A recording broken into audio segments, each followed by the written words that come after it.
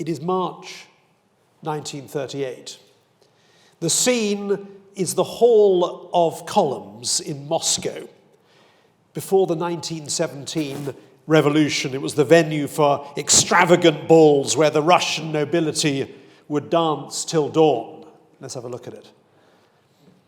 Now, in 1938, it's fitted with drab wooden benches and is hosting a criminal prosecution, the last of the so-called Moscow show trials.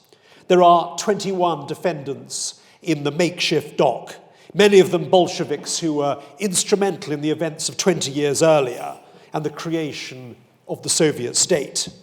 They're now sitting in the dock, accused of the most monstrous crimes, plotting the murder of Stalin and Lenin, spying for Nazi Germany, conspiring to wreck the Soviet economy, conniving with foreign powers to attack their own country. The most famous of the defendants in that dock is Nikolai Bukharin, one of the principal theorists of Bolshevism, a man for many years universally liked and admired before it became impolitic and uncomfortable to like or admire him in Stalin's Russia. A man who has devoted his entire life to the cause of revolution and the party.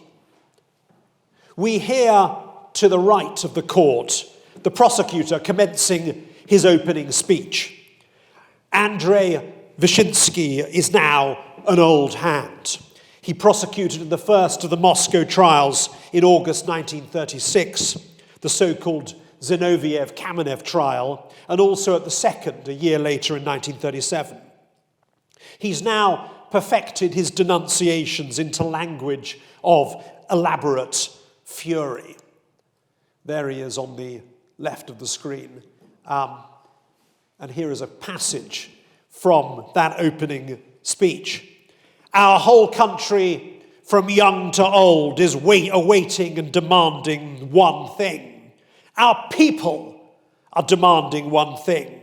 The traitors and spies who are selling our country to the enemy must be shot like dirty dogs. Our people are demanding one thing: crush the accursed reptile. Over the road that has been cleared of the last scum and filth of the past, we, our people, with our beloved leader and teacher, the great Stalin at our head, will march as before, onwards and onwards, towards communism.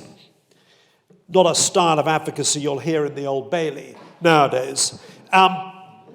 Whenever the prosecutor pauses, the large audience sitting on the benches at the back of the hall, made up, of course, of specially selected members of the NKVD, the security police, roars its approval and applauds. As one observer recorded, they looked like school children out on a Sunday treat. There are only a few defense advocates present in this courtroom, and they are representing only 3 of the 21 defendants. Kremlin doctors accused of, amongst other crimes, poisoning the great Russian writer Maxim Gorky. The other defendants are offered legal counsel. The judges are particular about this. Are you sure you don't want to be represented? They ask each of the other defendants. Each one of them says no. In the words of one, I do not need counsel. I do not intend to defend myself. I am here to bear full responsibility for my crimes. It's fair to say that having a defense lawyer at these trials would not do you much good as a defendant. When the lawyers actually do speak, the defense lawyers actually do speak, they appear to be almost part of the prosecution team. Advocate Browder stands up at one stage in the trial. He is also an old hand. He's been present at the 2 previous show trials. Let me give you an example of his style of defending his clients at this trial. That, I should say, is the audience, a rather bad photograph of the audience, looking on intently and looking for the signs of when to clap. And this is one passage from Advocate Browder's speech. "Comrade judges, I am not going to conceal from you the exceptionally difficult and immeasurably hard position a counsel for the defence finds himself in this case. After all, a counsel for the defence, comrade judges, is first and foremost a son of his motherland. He is also a citizen of the great Soviet Union, and the feelings of great indignation, wrath, horror, which all our country, both young and old, are now seized with, the feeling which the prosecutor expressed so clearly in his speech, these feelings are inevitably shared by the counsel for the defence as well."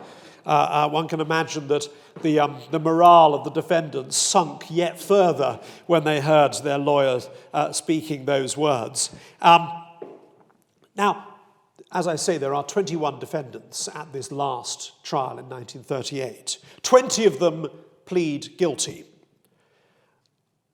Almost all of them then fall over themselves, not simply to formally admit their culpability, but to participate in a kind of orgy of self-abasement, each of the defendants seeking to outdo the other in self and mutual denunciation. Let's hear the words of one of the defendants. "The monstrousness of my crimes is immeasurable, especially in the new age of the struggle of the Soviet Union, of the USSR. May this trial be the last severe lesson, and may the great might of the USSR become clear to all. Everybody perceives the wise leadership of the country that is ensured by Stalin. It is in the consciousness of this that I await the verdict. What matters is not the personal feelings of a repentant enemy, but the flourishing progress of the USSR." And if you trace across the various trials the statements of self-inculpation of the dozens of defendants across all the trials, they all have one similar prevailing tone. Let me just read out a few more snippets from across the three trials, from various of the defendants. "I don't consider it possible to plead for clemency, comrade judges." And here's another. "Only one conclusion can be drawn. We represent a most brutal gang of criminals who are nothing more nor less than a detachment of international fascism." And finally, "I depart as a traitor to my country, as a traitor who should be shot." Now, the accused's confessions are not merely fulsome, but extraordinarily detailed. The prosecutor, Wyszynski, questions them at length to extract full narratives of their supposed crimes. For hour upon hour, the defendants provide answers, illicit meetings with Trotsky to conspire to overthrow the state, murder plots, poisonings, wrecking operations across the country. Now, one of the 21 defendants at this trial is a man called Nikolai Krestinsky. Now, he is a very senior figure. Formerly a member of the Politburo, he was at one stage General Secretary of the Communist Party, the role that Stalin occupied for over 25 years. He now is in the dock. And he's the 21st of the 21 defendants, and the one who does not plead guilty. He does something rather shocking in this trial. When asked how he pleads, he replies as follows, and I quote, "I plead not guilty. I am not a Trotskyite. I was never a member of the bloc of rightists and Trotskyites." I should say this is this phraseology that is endlessly used, the bloc of rightists or rights and Trotskyites. I quote again, "Of which existence I was not aware, nor have I committed any of the crimes with which I am personally charged. In particular, I plead not guilty to the charge of having any connection at all with the German intelligence service." Now, this is not words that anyone in court is expecting to hear. The prosecutor looks thunderstruck. When Krestinsky's signed confession is put to him, he answers with devastating directness. I was forced to make that statement. It is not true. As the questions continue from Wyszynski, this man, Krestinsky, looking, according to one spectator, I quote, like a small bedraggled sparrow, nonetheless stands firm.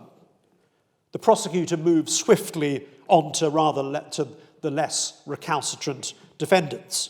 And the next day, the court reconvenes. Wyszynski seems to have a renewed air of confidence about him. He returns to his questioning of the defendant, Krestinsky. And there he is, Krestinsky on the left, and this is the cross-examination that then ensues. Do you persist in your refusal to confirm your previous confirmation? No, I confirm everything.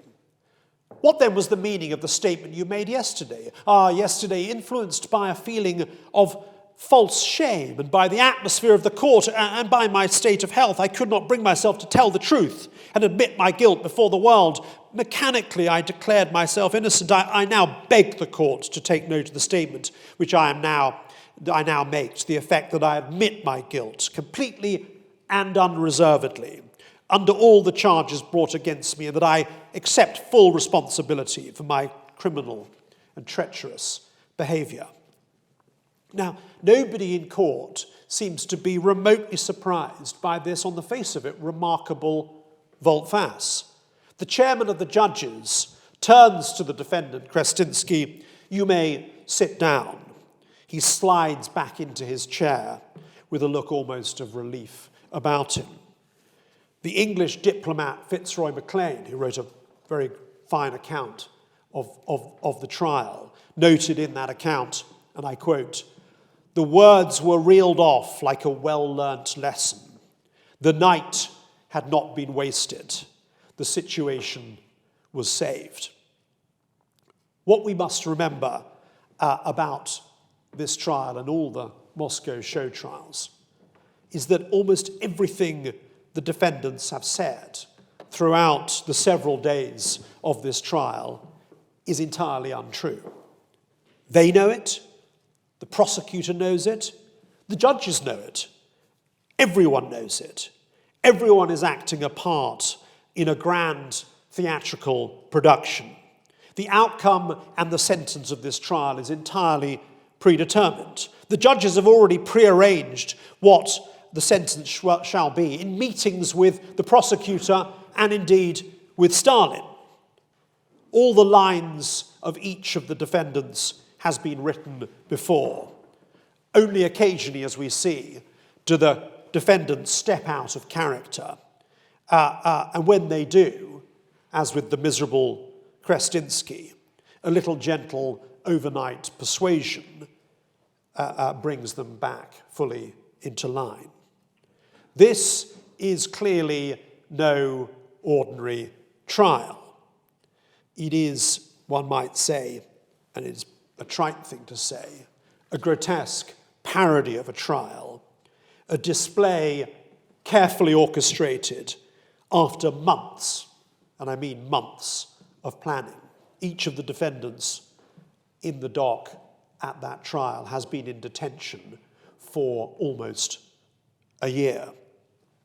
Everyone is playing their part, and everyone is motivated to a greater or lesser extent by one thing: somehow to stay alive, if at all possible. We are, of course, in the middle of Stalin's Great Terror, and this trial is terror in action. Let me be clear, everyone in that courtroom is worried. Some are terrified, the 21 defendants, others are anxious. The prosecutor and the judges know that if they don't deliver a seamless production to the world, ending in the accused fully confessing their crimes and willingly embracing their fate, then they, the judges and the prosecutor, will be deemed to have failed in their job. And failure in your job can carry even if you're a prosecutor or a judge, severe consequences in Stalin's Russia in the late 1930s. The year before, there had been a trial, a secret trial, of a number of very high-ranking generals in the Red Army who had been tried before a panel of military judges, one of whom was heard to say, having delivered a sentence of death on Marshal Tukhachevsky, one of the most senior and celebrated commanders of the Red Army, "Tomorrow I'll be put in the same place." And that judge was right. Most of the judges who had tried Marshal Tukhachevsky and his fellow generals themselves were dead within 24 months of that trial. So the judges and the prosecutor of the show trials were not immune from anxiety. And indeed, one of the defendants in the dock is no less a figure than Genrikh Yagoda, who until the year before had been the People's Commissar for Internal Affairs, i.e. the head of the NKVD. Yagoda had orchestrated the 1936 trial, the first Zinoviev-Kamenev trial, and had orchestrated it with consummate skill. It had been, in one sense, a great triumph for Stalin, but that was not enough to save Yagoda, formerly one of the preeminent men of the Soviet Union, from now finding himself a defendant at this trial, accused of treason. Hence the consternation, one can understand the consternation of Vyshinsky when the accused, Krestinsky, the man we see in the slide, decides to depart from the carefully preordained script that he's been given. Indeed, even the NKVD members of the audience, the ones we saw in the earlier photograph, they are worried because if they don't show a sufficient display of approval for the prosecutor's rhetoric, then, of course, they themselves might find themselves under suspicion. And indeed, in the period we are in, thousands and thousands of NKVD officers themselves met with their own deaths. The purge, Stalin's purges, did not stop anywhere in the Soviet Union of the period.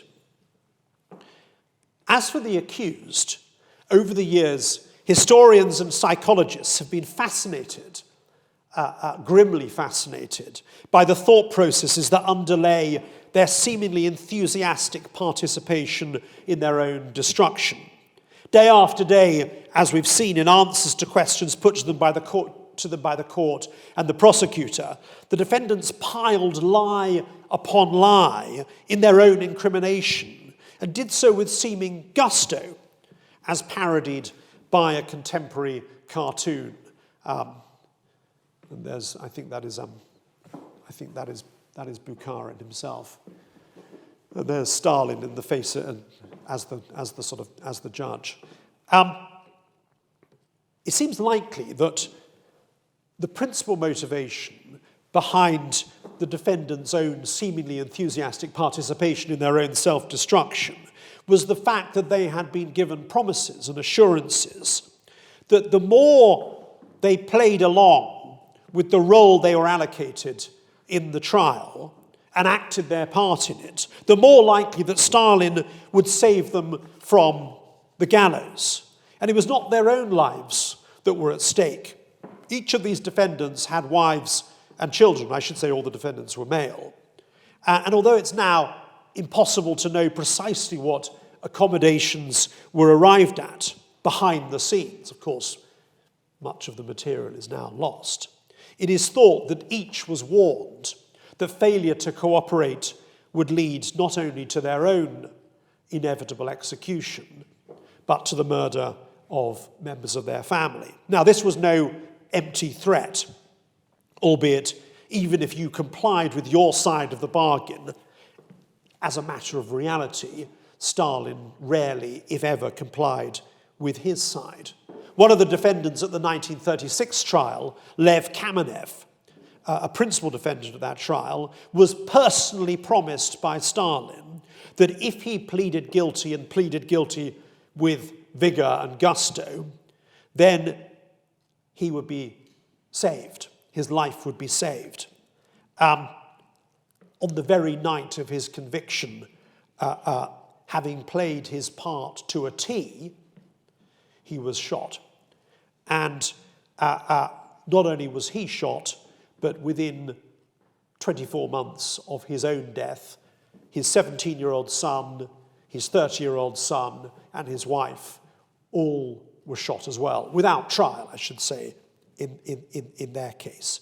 The murder of relatives of purge victims was practiced by Stalin on a massive, massive scale. So it is likely that Bukharin and his co-defendants, for all the joyful expressions of their guilt in that cartoon, were pretty pessimistic about their chances of survival. But possibly they latched onto some small spark of hope. They know they're going to be found guilty of the crimes they are charged with and which they didn't commit. But if they assist in the process of hastening their own condemnation, perhaps they think they might earn a reprieve, at least for their family members. If we look at their motivations, there is something else at work here, I think. These were men who knew they were the victim of a monstrous and fictional injustice. Yet it seems that on another level, that their devotion to the revolution had led many of them to the conclusion that if they were going to die, then they might as well die and give their lives to the revolution. They were men who really had, it seems, rooted out individualism from, like good communists, from their psyches. Somehow, by confessing to crimes they had not committed, they were serving the state. And it's an astonishing fact that many of them went to the gallows, continuing to the very last to proclaim their devotion to, even their love for, Stalin, the very man who had personally brought about their judicial murder. We find Bukharin, the intellectual Bukharin, writing to Stalin from prison, professing his, I quote, boundless love for the dictator, and congratulating him on the, I quote, great and bold political idea of using a purge to consolidate his regime. But in the same letter, there is this poignant ending or conclusion where Bukharin says, nonetheless, I'm troubled by an, I quote, agonizing paradox that I'm innocent. It was not a paradox that gave Stalin second thoughts, and I think there were 43 letters written by Bukharin to Stalin while he was in detention before he died, before he was executed, not one of which merited a reply from his former very close friend and comrade, Stalin. So the Moscow show trials, which extended from 36 through to 38, were both monstrous but also fascinating. Stalin certainly had no need of a judicial process and a finding of guilt in order to provide the platform for the liquidation of his perceived enemies. After all, the vast bulk of the victims of the Great Terror never went anywhere near a courtroom. They were simply shot without any form of legal process. Nonetheless, I think that Stalin had wider purposes in organizing these trials than simply the eradication of supposed opponents. They were, after all, held in public and attended not just by party apparatchiks, but by foreign journalists and foreign diplomats who were welcomed to the trials. They continued over many days, these trials. They were not simple 10-minute, 20-minute, 30-minute events. They lasted for day upon day upon day, as we've seen. They were filmed, and you can now, if you so choose, listen to them and possibly shudder at them on YouTube. And indeed, they were, if one reads the contemporary accounts of the period, the newspapers in the United States and the newspapers in London and Paris and wherever, vast coverage of these trials we find. In one sense, you might think, well, surely holding a public trial with so many defendants carried grave risks for the regime. And after all, what if the defendants, knowing that they were in a public place with a foreign audience within that public place, what if they seized the opportunity to turn the tables on the prosecution and publicly denounce it for what it was, i.e. a pure and malign fantasy? What if they seized the moment to detail the torture that they had endured, the threats they'd endured to extract their confessions, and the gruesome threats that had been levelled against each of them as regards their own lives and their families' lives? What if the observers, both domestic and foreign, at the trial saw through the sheer fictionality of it? Grave risks, you might think, attaching to having a public trial in such a public arena. Now, reading the transcripts now of each of the trials, and one can find them, they're all printed, and of course bearing everything we now know about Stalin's atrocities in mind, it's easy to stand astonished that anyone was taken in by this production. I mean, some of the charges were just absurd. For instance, it was said against one or two of the defenders that they'd engaged in so-called wrecking operations, i.e. acts of deliberate sabotage against the state. So one of the defendants was charged with having infiltrated nails and powdered glass into butter supplies in Vladivostok. Another was charged with the willful destruction of 50 truckloads of eggs. And they all pleaded guilty to these charges, I should say, and it gave elaborate explanations about how they'd infiltrated the nails and the powdered glass into the Vladivostok butter supply. And nobody batted an eyelid. It's fair to say that the trials were stage managed with consummate skill. The prosecutor's displays of righteous indignation seemed to be born out of genuine rather than confected outrage.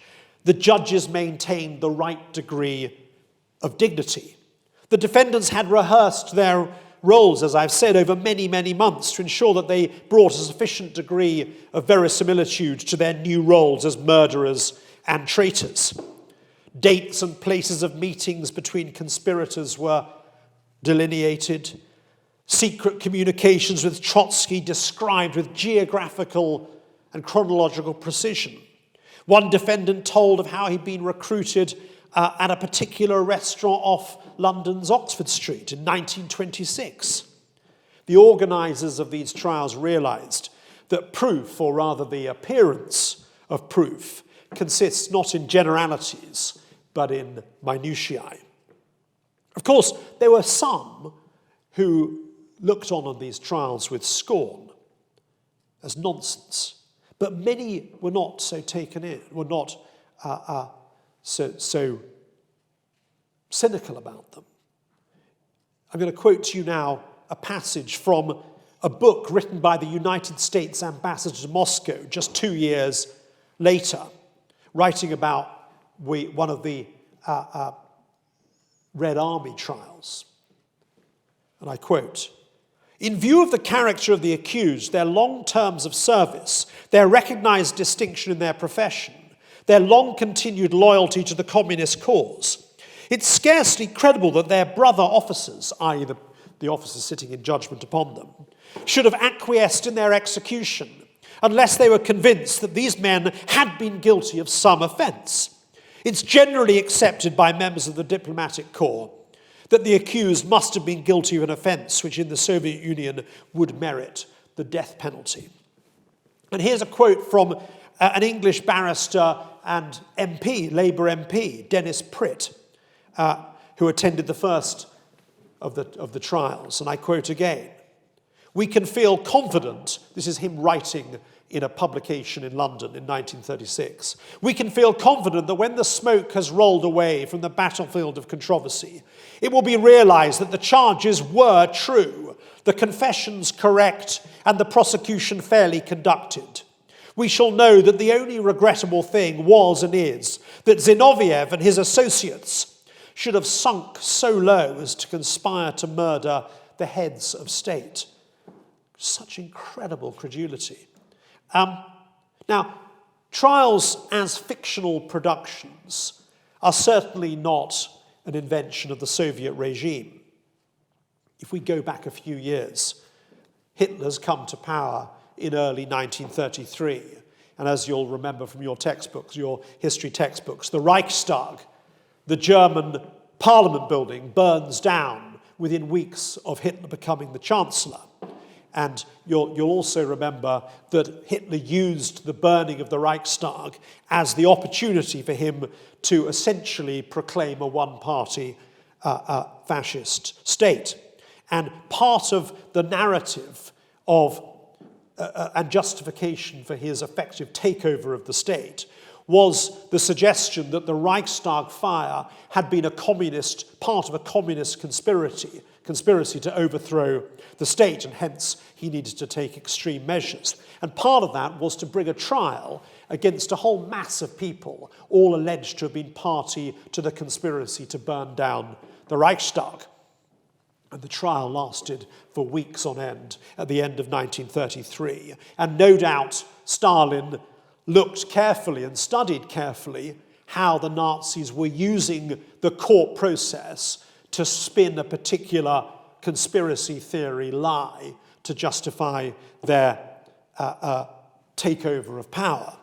What Stalin realized and made sure he didn't fall into the same error was that what the Nazis didn't do in that trial was to make sure that all the defendants had been got at, so to speak, to ensure that they said the lines they were intended to say. In fact, a number of them were found not guilty by a non-Nazi court that still survived in late 1933. Stalin realized that if you want a trial that really is going to work for you politically, you make sure the defendants know exactly what they're going to say, and that is not guilty, but it is guilty. He didn't make that mistake 4 years later at his own trials. But as we will see, there was a good deal of mutuality of influence between the Nazi and the Soviet regime as regards the use of the court process.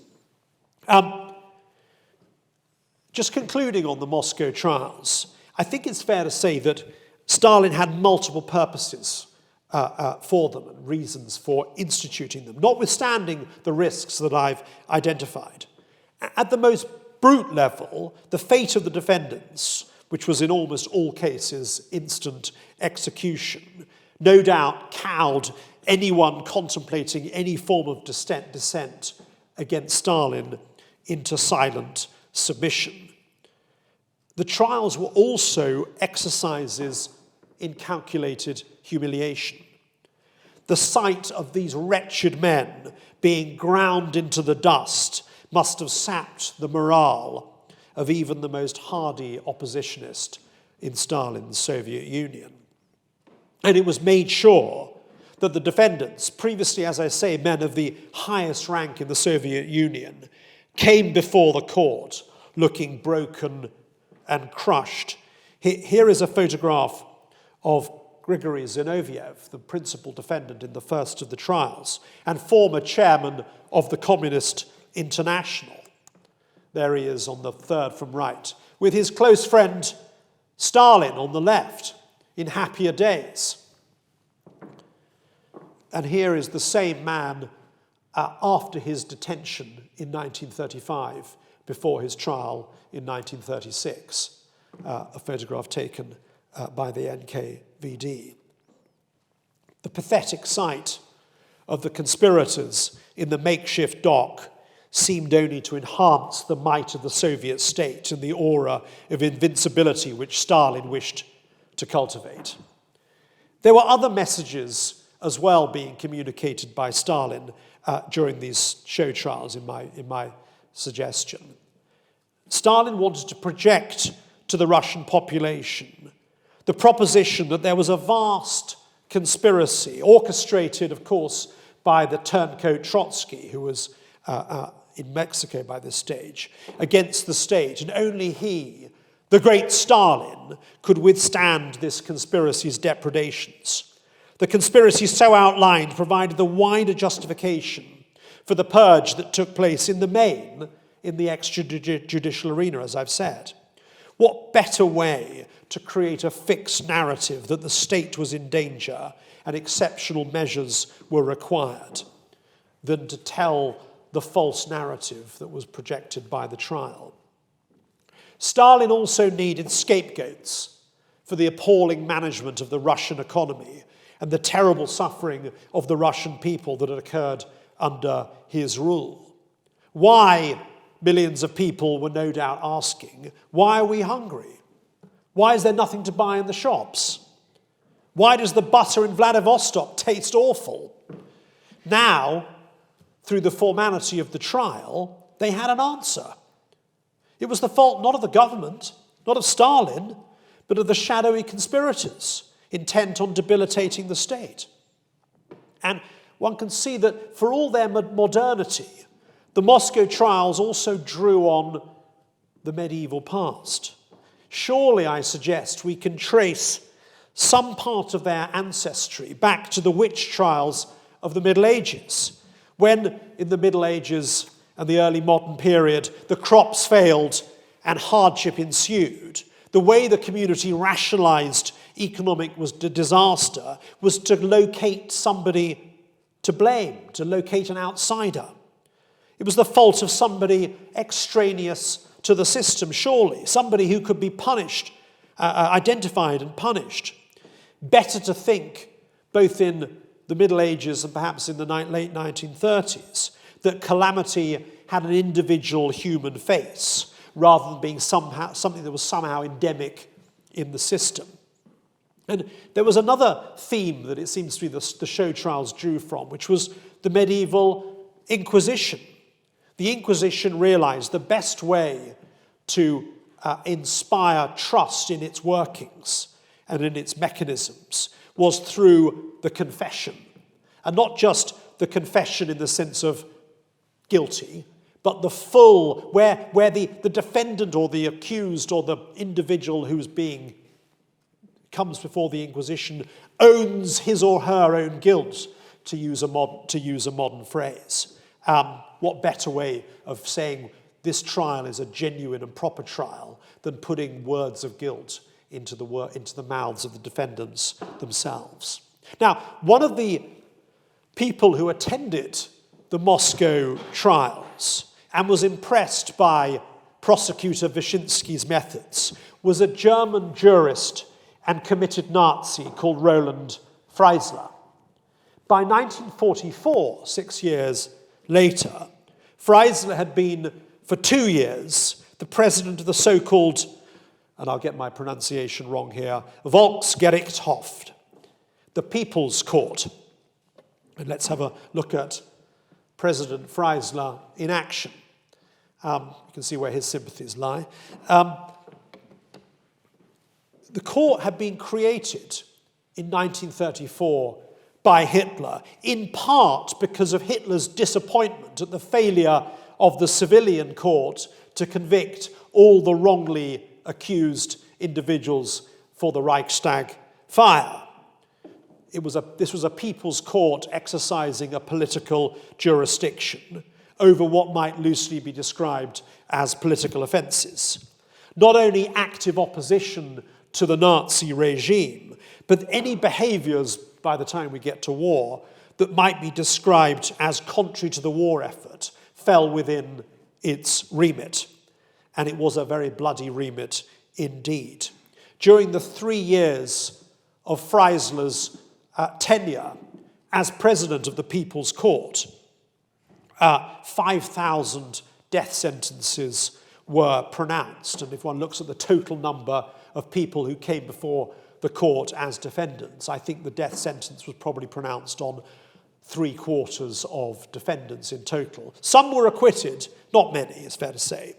And one can get a sense of the extraordinary jurisdiction that the court exercised over a whole manner of behaviours you might you might refer to as defeatism. To take one pathetic, tragic example referred to in the histories of the court. In 1943, a medical doctor comes before the court accused of defeatism.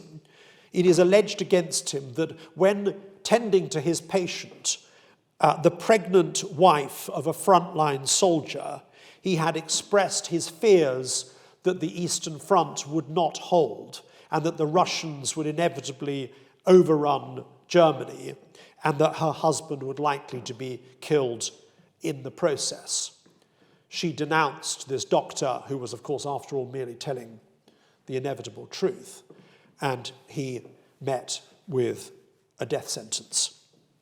Now, Freisler's moment of infamy came in late 1944. You'll remember that in July of that year, the Stauffenberg plot to assassinate Hitler in the Wolf's Lair in Poland had failed. And within hours, the regime was rounding up the conspirators. And in the weeks that passed, hundreds and hundreds of conspirators or alleged conspirators were detained and tortured. Now, many of them, not by no means all of them, but many of the principal conspirators were tried before President Freisler in his courtroom. And let's look at another photograph of the court in action during those trials. Just as in the Moscow trials, the trials of the July plotters were attended by large audiences of army officers and Nazi Party functionaries, together again with dozens of journalists. This time, of course, not many foreign journalists came. And again, like the Moscow trials, the hearings were filmed. And so we now have, and one again can see them on YouTube, an extraordinary insight into a Nazi court exercising its functions during the terror that followed the July plot during the autumn months of 1944. Now, although technically a prosecutor was appointed by the state to present the prosecution of the various conspirators, when one reads the transcripts of the trials and one looks at the copious footage of the trials, the lawyers seem to be, both for the defense and the prosecution, seem to be entirely redundant. Freisler, as president of the court, arrogates to himself the role of prosecuting advocate, judge, and jury. There is now, in those autumn months in 1944, not even a pretense at due process. As we remember, in Moscow in 1938 and 1936, the judges were, at least on the face of it, ostensibly neutral, and the defendants were given an opportunity to mitigate on their own behalf, although, as we've seen, they chose the opportunity not to mitigate their offences, but to sort of do the reverse. At least there was, on the face of it, in the Moscow trials, some semblance of due process. Now, in Berlin, before the People's Court, any semblance of legality has been entirely cast away. And in that footage, which we can see, we hear savage denunciations of each of the accused by a man supposedly sitting as a judge. He takes the Wyszynski form of harangue to a new level of invective. The defendants are provided with intentionally ill-fitting civilian clothes. They were all soldiers who had been stripped of their uniform and stripped of their rank in the army. They are led in to court, and then each of them is brought up to a little table before the bench and stands beside this table. And they're then essentially shouted at for 10, 20 minutes by President Freisler. by the judge.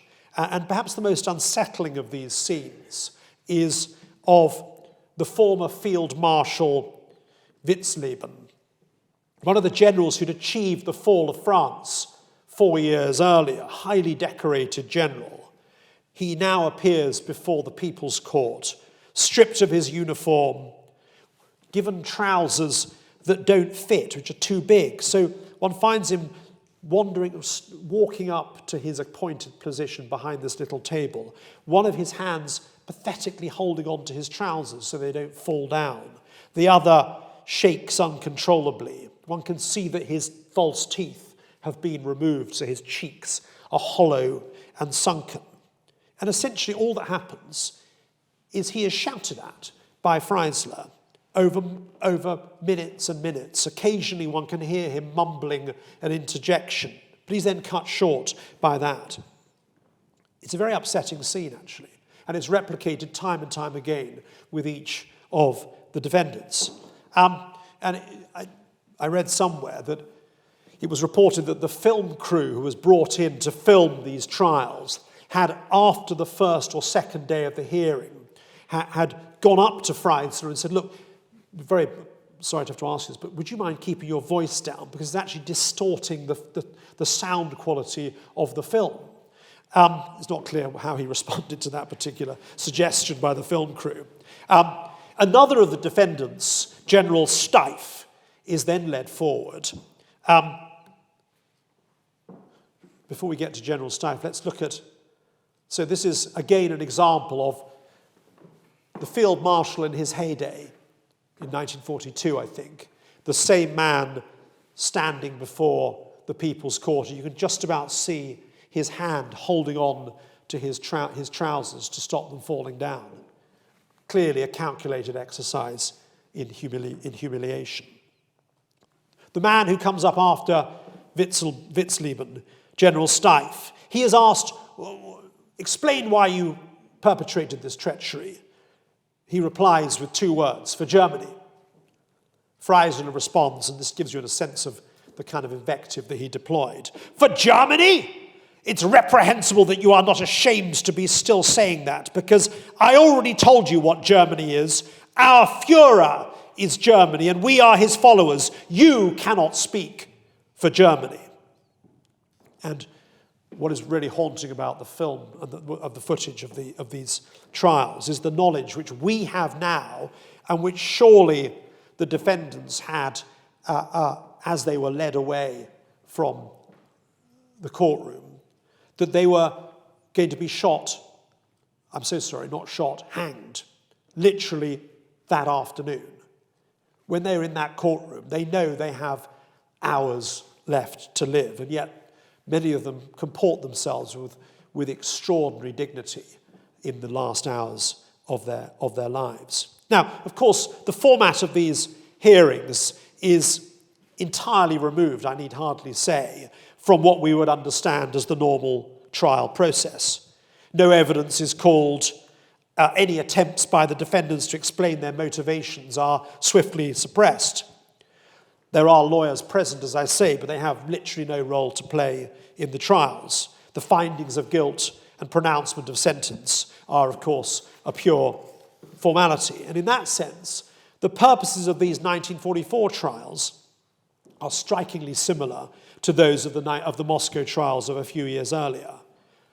To humiliate the defendants, to try to demonstrate the overarching strength of the regime. Of course, a message sorely needed in the face of the military reverses of the autumn of 1944 and early 1945. To dissuade other potential plotters, and Hitler didn't know whether there were other potential plotters ready to themselves make an attempt on Hitler's life. But these trials were intended, part of their intention was to prevent any other plotter from making an attempt. Finally, they were, just like the Moscow trials, acted as a kind of vanguard for the thousands of extrajudicial killings that followed against many thousands of, it's estimated that I think 7,000 people were executed, as a result of the July plot, and only a small handful, comparatively speaking, ever went near a courtroom, just as in the purges of 1936 to 1938. As I understand it, the footage of these trials was then shown in cinemas and to troops on the front line to project these messages. But they were withdrawn after a while because the sheer horror of Freisler's conduct, the sheer nastiness of his behavior, shocked even the German population of late 1944. Just as Stalin and Hitler's terrors utilized the courts as part of the armory of the state's repression, so in an earlier terror, the original terror, you might say, the court process had served its purpose. We now go back to 1793, a moment of crisis in the French Revolution, and at the moment when the Revolutionary Tribunal is instituted. This is the moment when the war against Austria and Prussia is going badly, hyperinflation is rampant, food shortages are biting. In one sense, a similar situation to Germany in 1944. Fearful of internal dissent and agitation, the French National Convention infamously decrees that, I quote, terror is the order of the day. The tribunal was formed and expected to be the principal deliverer of that terror. It hears cases of treason, but it's fair to say that treason was not a narrow jurisdiction in the Paris and France of 1793 and 1794. It is widely defined indeed. And what the tribunal is expected to deliver is guilty verdicts, and guilty verdicts at an industrial level, just as what Freisler is expected to deliver in the autumn of 1944. And we have the law, which is almost the template of terror regimes thereafter, is pronounced in June 1794, the so-called law of the 22nd Prairial, year 2. You'll remember that the French revolutionaries abolished the old months and brought in their revolutionary calendar. And this law, one can see in it the seeds of later terror laws instituted both in Soviet Russia and in Nazi Germany, and indeed many other countries in a revolutionary state. The Revolutionary Tribunal is instituted, says this law, to punish the enemies of the state. The enemies of the state are those who seek to destroy public liberty either by force or by cunning. And then there follows a very lengthy list of people who are deemed to be enemies of the people. A list one finds resonances with time and time again in the centuries or the decades and centuries that follow. Those who've sought to impede the provisioning of Paris or to create scarcity within the Republic. Think about that, the butter in Vladivostok, scarcity in the Republic. Those who've deceived the people or the representatives of the people in order to lead them into undertakings contrary to the interests of liberty. Those who have sought to inspire discouragement in order to favour the enterprises of the tyrants leagued against the Republic.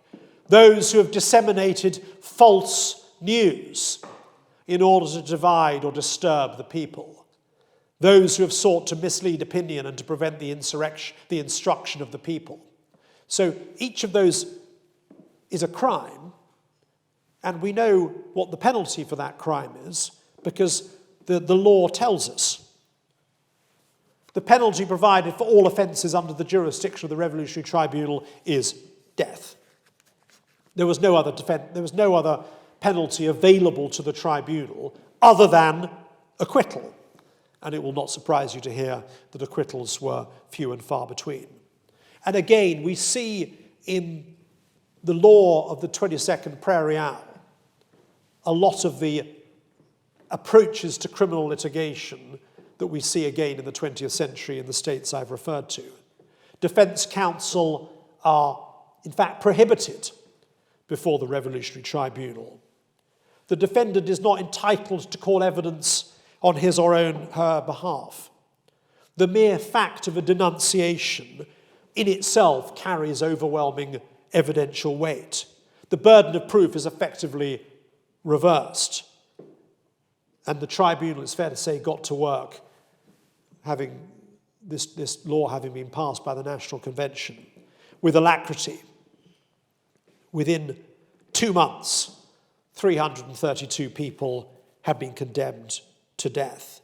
And we see in the work of its chief prosecutor, we can just about see him in this, I think that's him there, it's a rather bad image.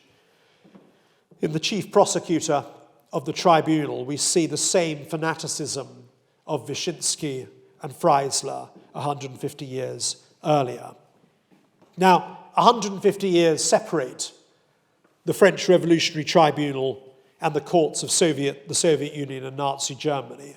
But I think we can trace in that law and in the manner of the administration of that law in the 1793 and 1794, the beginnings of a new conception of justice, or perhaps I should say injustice. The criminalization of any form of behavior which challenges the interests of the state, the subordination of all individual rights to the exigencies of the state. And we can find in one of Robespierre's most famous speeches, justifying the terror, I think the philosophy that infuses many authoritarian states in the decades and centuries to come. This is Robespierre speaking in 1793, I think. If the basis of popular government in peacetime is virtue, of course virtue had a special meaning in Robespierre's vocabulary, the basis of popular government during a revolution is both virtue and terror. Virtue without which terror is baneful, terror without which virtue is powerless. Terror is nothing more than speedy, severe, and inflexible justice. It is thus an emanation of virtue. It is less a principle in itself than a consequence of the general principle of democracy applied to the most pressing needs of the patrie, of the homeland. And that kind of, I gratuitously put a photograph, an image of Robespierre, who as you of course was in the sense of the revolution eats itself, on his, after he was shot and a day or so before his own execution.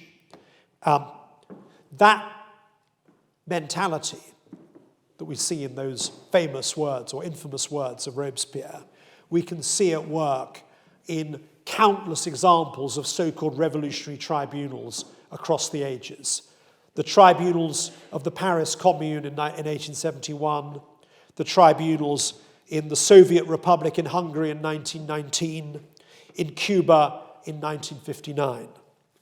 And in each of those, we also can see a key attribute of all courts working in times of terror, a tendency to extremity, not simply because the laws that they are administrating seem to mandate extremity, but also because they are themselves typically in a state of fear.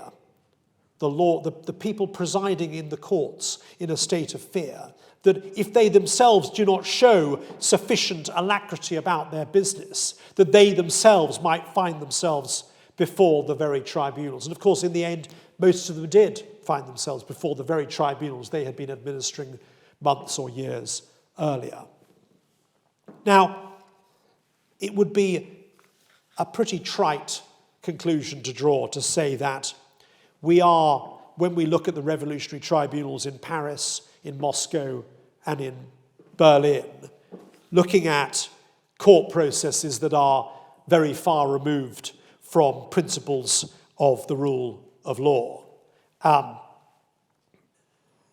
Every ingredient of what we would today think of as necessary to a fair trial is missing.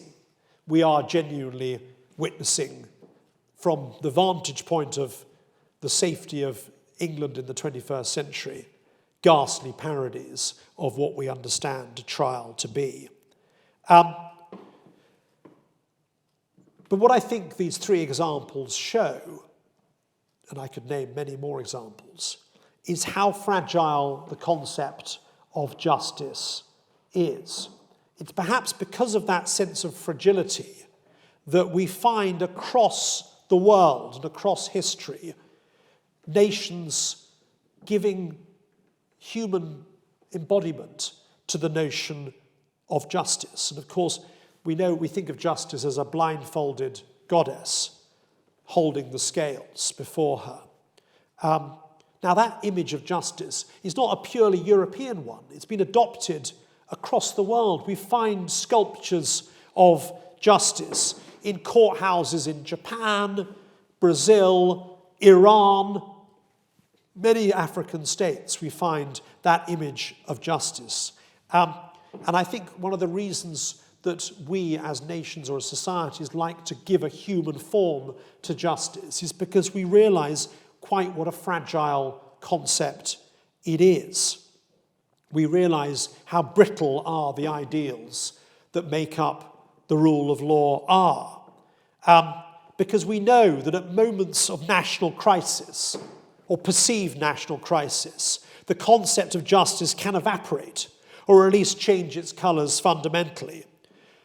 Vyshinsky, the prosecutor in Moscow, wrote in 1937, and I quote, "There are sometimes periods, moments in the life of a society, and in our life in particular, when the laws prove obsolete and have to be set aside." What this means, I think, in practice, is that there are times when the state, or rather those who are then in control of the state, decide that the set of principles we might describe as making up the rule of law is a hindrance to governance and a threat to the body politic. At these moments, the interests of the state must be given absolute priority. And when this happens, the concept of justice necessarily becomes perverted, so that it ceases to exist independently of the interests of the state. Robespierre justified it by referring to the pressing needs of the patrie. And he would no doubt justify it, were he here now, by saying, when the state is at risk, and of course in 1793 and 1794, the French state undoubtedly was at risk and the revolution was in jeopardy, then everything must be subordinate to maintaining the state. And that includes concepts of justice, which existed, it's fair to say, in the 18th century, and which were abrogated by the revolutionary tribunals. Now, state terror might be described as a calculated policy of political repression and violence intended to subdue political opposition. Of course, in its purest iteration, state terror can dispense with courts altogether and simply engage in mass extrajudicial killing. Yet we find time and again that even at the most sanguinary moments across history, we see that the state prefers to maintain the illusion of some degree of legal formality. Even when the pronouncement of guilt is predetermined, the state likes to have the imprimatur of a judicial verdict to provide the veneer of justification to what would otherwise be simple state murder. And sadly, I'm afraid, history demonstrates that there are always lawyers on hand willing to give the state courts that imprimatur. But in conclusion, I think there is something more at work here than simply seeking the imprimatur of legal process and formality. Regimes know that the courtroom is a privileged space and that the words spoken in it can carry very far indeed. Let me return to the man we started with, Stalin's faithful prosecutor, Andrei Vyshinsky. After the first of the trials in 1936, his biographer notes that the biting language that he used, laden with instantly memorable insults, sort of found its way or permeated into the language and everyday conversation of the state.